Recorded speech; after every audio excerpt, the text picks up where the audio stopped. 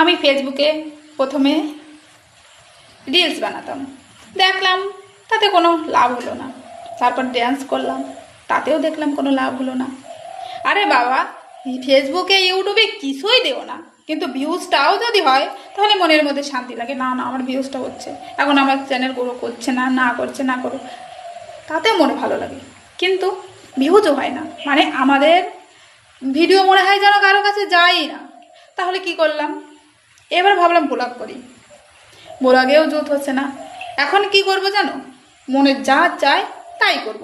তুমি তাহলে তোমার মনে খারাপ লাগবে না যে আমি এত কষ্ট করে নাচ করছি, এত কষ্ট করে ভিডিও করছি, আমার চ্যানেল গ্রো করছে না, এত পরিশ্রম করছি। এখন কোনো পরিশ্রমই করবো না, শুধু রেগুলার ভিডিও পোস্ট করেই যাব।